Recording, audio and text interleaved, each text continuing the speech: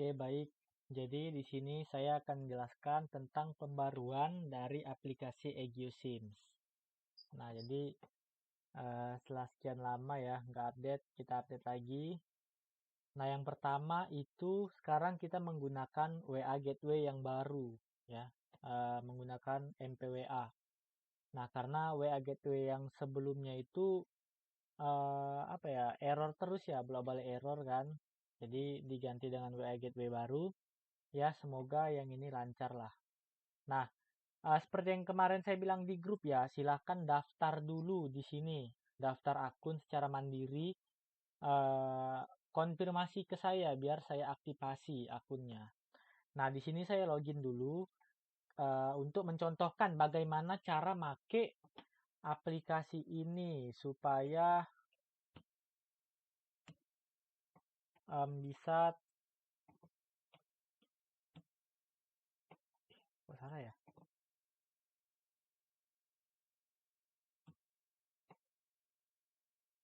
Oke. Nah, di sini saya contohkan gimana sih cara make aplikasi MPWA ini ya.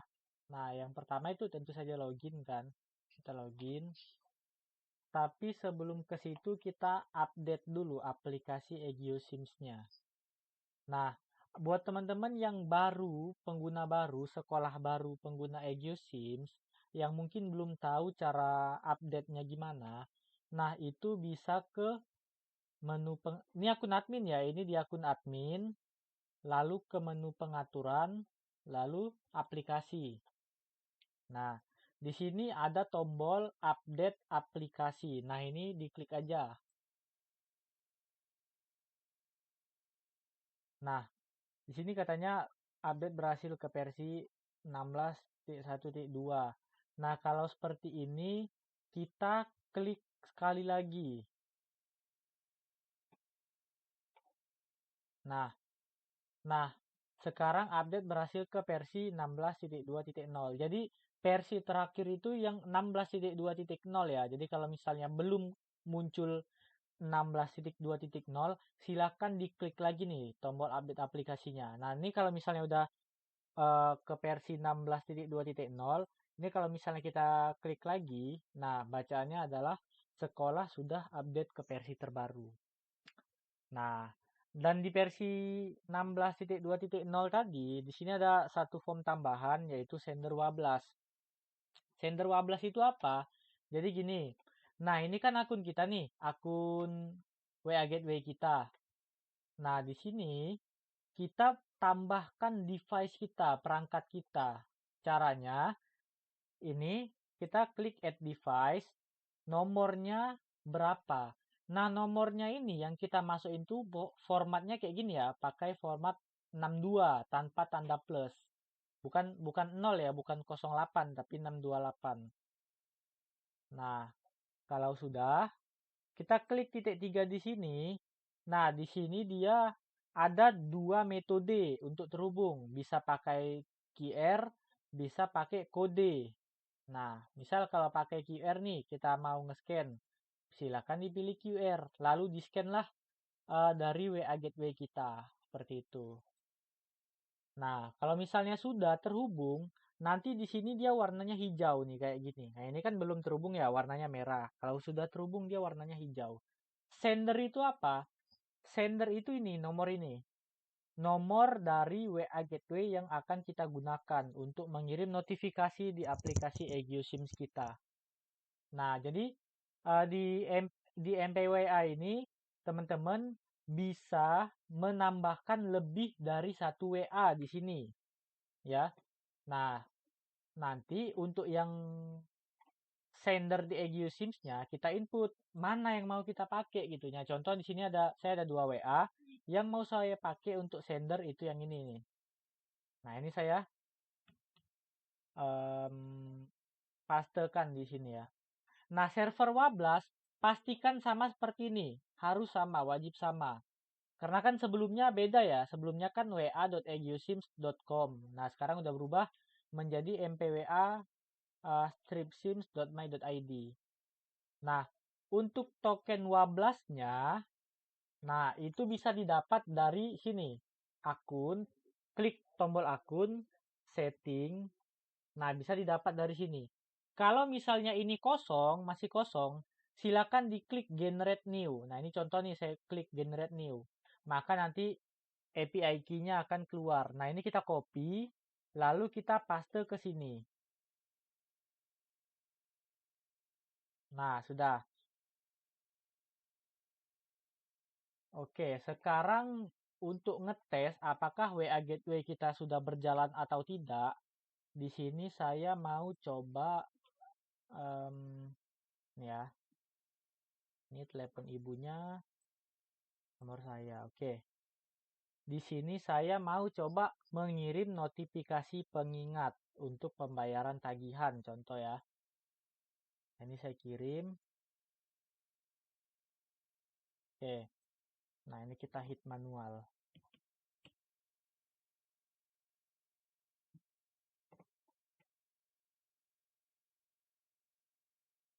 Oke, ini kalau lihat di WA sekarang, nah masuk nih ya notifikasinya ya di sini ya. Oke, berarti udah aman nih sekarang untuk WA Gateway-nya. Oke, WA Gateway sudah aman. Kita menggunakan WA Gateway yang baru yaitu MPWA. Nah, selanjutnya fix bug kenaikan kelas. Jadi sebelumnya di sini untuk kenaikan kelas dia ngebug khususnya di kelas terakhir. Jadi harusnya kan nih misalnya tingkat SMK. Harusnya kan dia kalau misalnya kelas 12, kalau dinaikin ya jadi kelas 10 gitu kan. Nah, ini dia nggak berubah, dia tetap jadi kelas 12. Nah, ini contoh ya, saya bedakan dulu. Ini saya rubah jadi 10.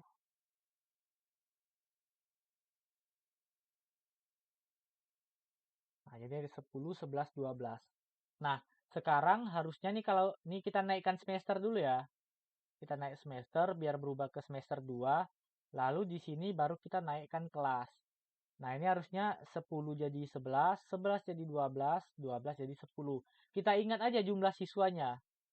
Oke. Nah, ini kita luluskan semua siswa. Nah, sekarang udah aman ya. 10 12 jadi 10, 10 jadi 11, 11 jadi 12. Nah, dan seterusnya lah. Ini silakan naik semester, naik kelas dan seterusnya. Oke. Nah, selanjutnya adalah halaman Hall of Fame atau peringkat siswa. Nah, ini ada masukan kemarin ya, request dari Pak Ismat, Pak Imat atau Pak Ismat lah gitu. Nah, jadi sekarang di halaman utama website kita ini, nah ini menu-menunya agak berbeda ya pengelompokannya ya. Jadi sekarang ini ada tombol lainnya biar nggak banyak kali ke samping. Nah, di sini kalau dilihat ada halaman Hall of Fame. Halaman Hall of Fame ini apa? Ini untuk menampilkan siswa-siswa yang berprestasi. Nah, jadi di sini sekarang di akun admin, nah di menu sekolah ada menu peringkat. Kita di sini bisa menambahkan siswa-siswa berprestasi. Contoh di sini.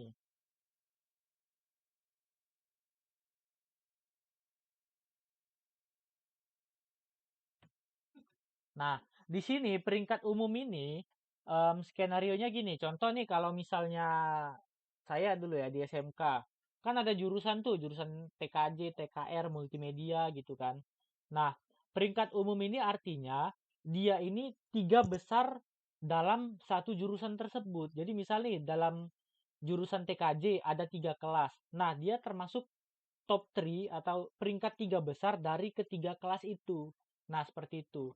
Jadi kalau misalnya di sekolah Bapak Ibu sekalian ada sistem yang seperti itu, peringkat umum yang dia itu per jurusan, nah silakan nih dimainkan lah gitu. Intinya peringkat umum ini untuk tiga besar per jurusan. Nah, tapi kalau misalnya hanya per kelas aja, dia hanya peringkat di kelas, ya ini nggak usah dicentang. Hanya dicentang kalau misalnya dia masuk ke peringkat umum. Seperti itu. Nah, ini saya centang peringkat umum. Nah, kita tambah lagi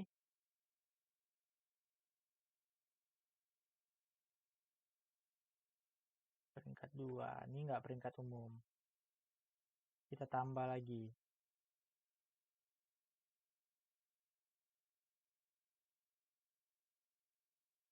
peringkat 1, peringkat umum.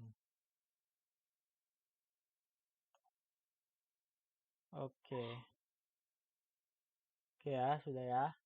Nah, di sini kalau misalnya kita lihat ya, kita refresh. Nah, di sini tampil nih, ya, tampil di sini. Ini em, topnya lah gitu ya,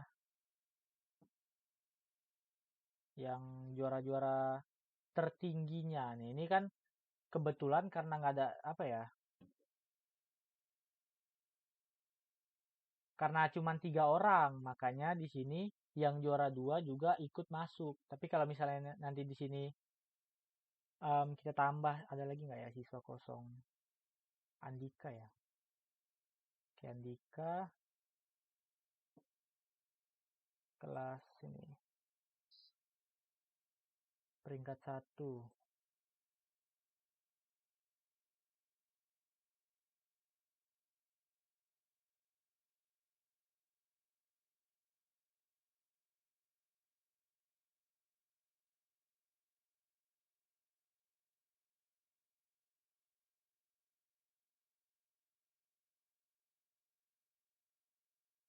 Oke. Nah, sekarang udah nggak ada ya yang juara 2. Intinya ini tuh yang 3 teratas lah dia untuk yang ditampilkan di sini. Nah, ini di sini sebenarnya agak menarik ya. Kenapa? Karena dari ide ini saya kepikiran untuk membuat sistem pencapaian atau ya sistem Hall of Fame di aplikasi EgioSims ini. Contoh gini. Jadi menurut saya ini itu bisa menjadi sebuah pencapaian dan kebanggaan yang bisa dipamerkan oleh setiap siswa.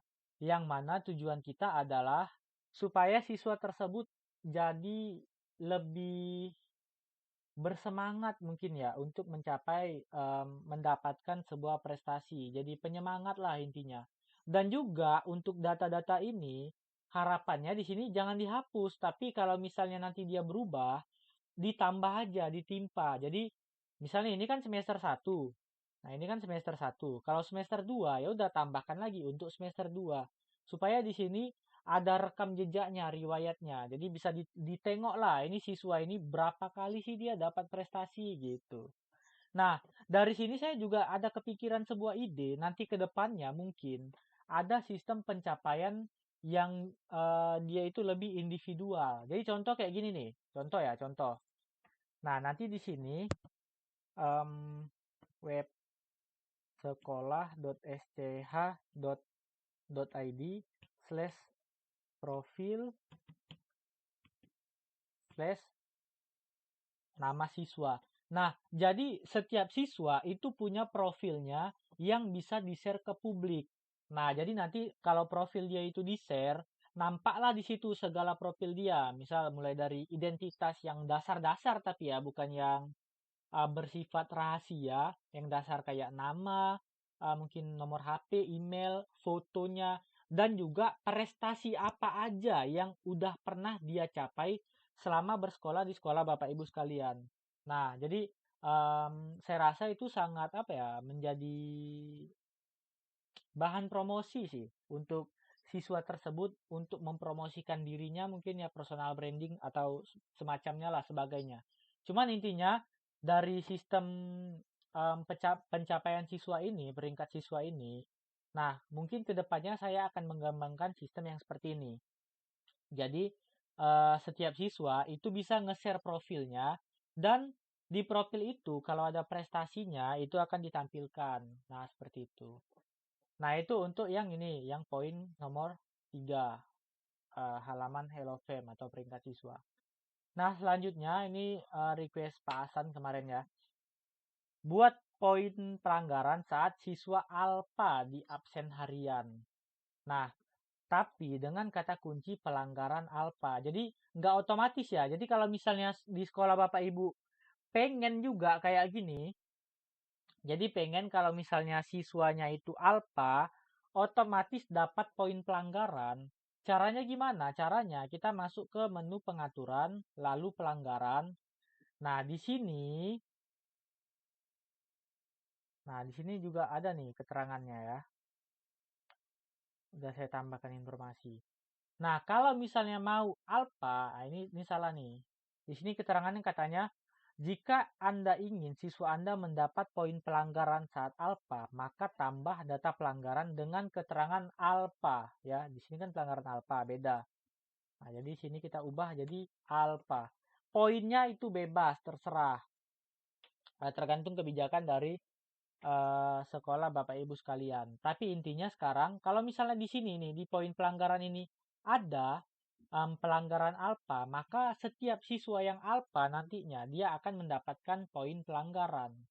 Nah, seperti itu. Nah, lalu selanjutnya fitur tabungan siswa. Oh ya, untuk poin pelanggaran ini kayak biasa ya, hanya bisa diatur oleh admin ya. Nah, untuk fitur tabungan siswa, untuk yang Hall of Fame ini atau peringkat siswa, itu bisa ditentukan oleh admin. Oke. Nah, untuk fitur tabungan siswa, ini bisa diinput oleh bendahara sekolah dan wali kelas.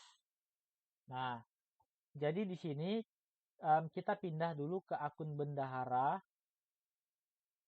Nah, di sini sekarang ada kalau kita ke siswa, ke detail.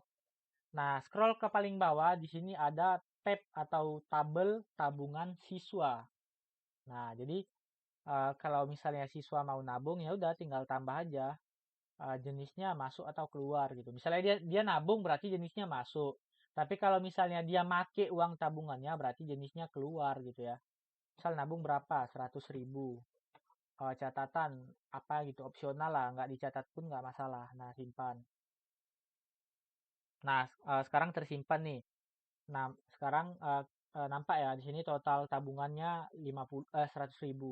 Nah, contoh kalau misalnya kita pakai nih uangnya untuk uang berenang contoh. Salah kok di sini pula. Ini 30.000 uang berenang. Nah,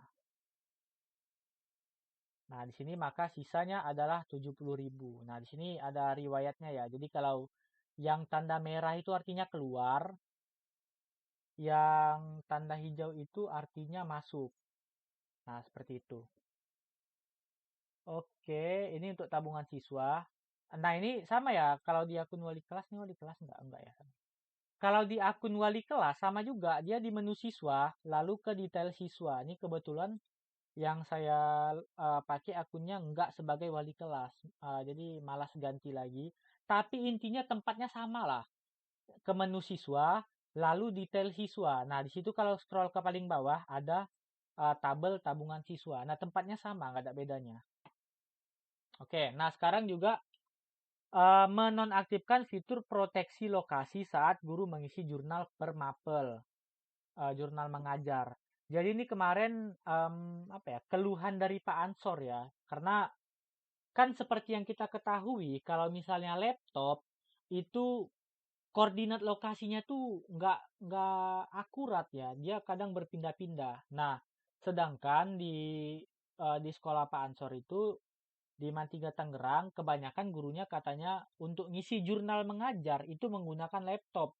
Jarang yang pakai HP karena pun mereka mengajarnya pakai laptop gitu. Jadi pengen dibuat supaya em, nggak usah pakai proteksi lokasi lah gitu, biar nggak perlu lagi buka-buka dari HP. Nah, sebenarnya ini masih jadi apa ya? Bisa jadi bahan rundingan kita lah, bahan diskusi kita. Apakah dinonaktifkan aja tetap karena kan ya udahlah kan yang ngisi kan juga guru-guru kan pastinya guru-guru tersebut juga ngisinya itu di lingkungan sekolah misalnya atau kalau misalnya memang pengen tetap diaktifkan ya mungkin nanti kedepannya kita buat opsi sama kayak yang halaman absen atau yang lainnya lah jadi bisa opsi dari sekolahnya sendiri, fitur tersebut mau diaktifkan atau dinonaktifkan. Seperti itu. Nah, jadi kalau saat ini itu saya nonaktifkan aja. Jadi semua sekolah itu fitur proteksi lokasinya saat guru mengisi jurnal mengajar Permapel itu tidak aktif. Nah, jadi nggak ada proteksi lokasinya. Jadi bisa diisi dari laptop juga. Oke, mungkin itu aja untuk penjelasan dari update EgioSIMS kali ini. Lebih kurang saya mohon maaf dan terima kasih.